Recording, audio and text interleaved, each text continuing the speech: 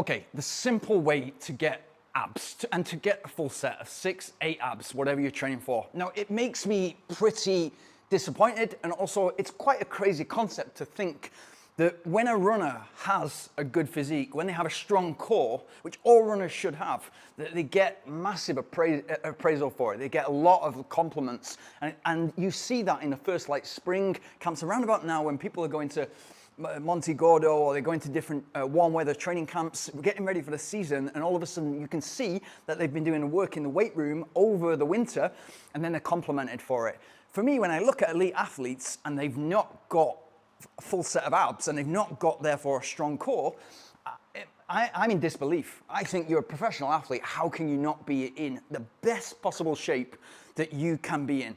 And so what I will give you is the easiest way to build abs, the easiest way to build abs. And what is really important here is the abs popping out is literally a byproduct of having a super strong core. And the reason in running we want, and cycling as well, but the reason in running we want a strong core is because your running style, as you get more and more fatigue, your running style starts to come off. And what that's usually a sign of is obviously you can't handle the distance, or you can't handle the distance at the pace that you've been working, and therefore your body starts to operate a little bit differently.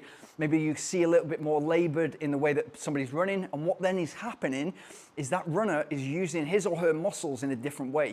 So your hamstrings are not quite working in the way that you used to, and that's when you start to see fatigued muscles, and therefore muscle cramps or tears, micro tears, which can just either spoil your race or knock you off tracks completely, knock you off the track of what time you're trying to achieve.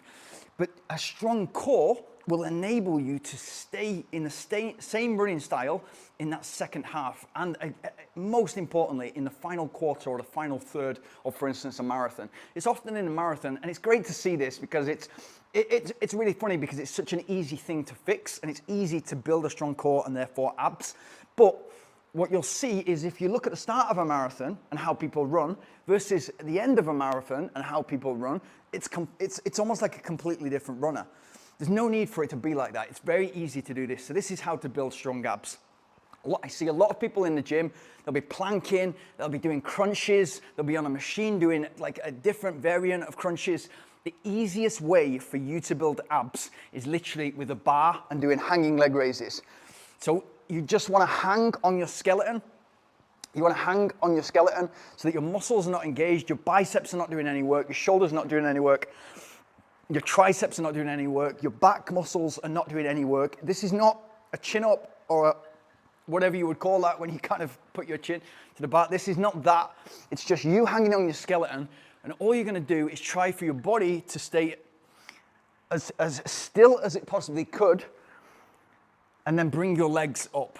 And so bring your legs up. So your body is literally coming up and your legs are coming up like that. And what that's doing for you is building the bottom 4 abs that you can see. It's building muscle there, so it's engaging those abs. And then it's also working on the hip flexors. Well, why is that super important for runners to have strong hip flexors? You can have the strongest glutes, the strongest hamstrings, the strongest push-off muscles, the fastest feet, really strong calves, great definition in the muscles. If you've got weak hip flexors, you're going to find out, whether that's in a 10K race, a half marathon race, a marathon race, or an ultra marathon race. You're going to find out, because if your hip flexor either micro tears or pulls, it's just end of the day, because every single step is then painful. So you don't want that. And therefore this is not only going to build strong abs and a strong core, and therefore a strong core, it's going to build strong hip flexors, which is super important for a runner, but also super important for you if you're trying to get fitter and a better physique in the gym, because you don't want to pull your hip flexors, because you won't be able to work out your legs in the same way, you won't be able to work out your core in the same way for about 2 weeks. So stop that, yeah? And all you're going to do is, I'll wake up, I'll drink water, and the first thing I'll do in the morning is I'll go to the bar in my house and I'll go on the bar, keep really still, focus on form like every single weight exercise, and then just do 3 times 10 hanging leg raises. So hanging leg raises 3 times 10. And what that will do is those 10 reps will take you no more than a minute. So that's 3 minutes of hanging leg raises and about 45 seconds to 1 minute in between. So for 6 minutes a day, you have strong core. The back also comes into this, and I'll come on to that on a different video.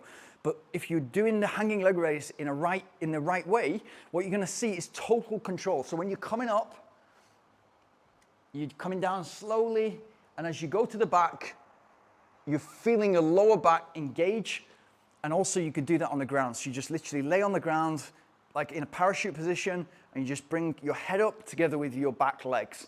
That's simple, and just hold for 5 seconds. And if you do 10 times 5 seconds on that, you're gonna build a strong lower back as well, which is important for everything. But by 3 times 10 hanging leg raises, and if you can hit this 3 or 4 mornings a week, it's gonna work wonders for you. And think about how that compounds over time. If you're able to keep this up for weeks, for months, and ideally years. It's really hard, if you've got a bar in your house, it's really hard to walk past that and not do it if you build that into a habit first thing in the morning. So literally get on the bar, hanging leg raises 3 times 10, and that's gonna build a strong core so that you're able to go far and fast and still keep the same running style. It's gonna pop out those muscles. And now when you look at somebody's 6-pack or 8-pack, you'll always see the top 4. It's really easy just with a low body fat percentage to pop out the top 4. It's the bottom 4 that are most difficult, and especially the bottom 2. Hanging leg raises is working on those bottom 2 together with your hip flexors, and naturally the upper 6 pop out anyway with strong muscles, with building that muscle area, and with a low body fat. So low body fat, obviously diet and drinking cleanly and making sure you're drinking loads of water, having a good metabolism, making sure all those things on top of that, the exercise, like everything, the weight training that you're doing is the cherry on top. It's great sleep, it's reduced stress, it's a great diet, it's drinking the right amounts of water, and then on top of that, it's great exercise and great recovery. So good luck. If you have any questions at all with that, I'll try to put the link in the bottom of this video, in the description of this video. I'll put a link to a previous video that I've made just demonstrating that exercise so that you can watch very simply how to do a hanging leg raise. I think I've got one in the gym and I think I've got one at home. I'll try to post both, but just focus completely on form.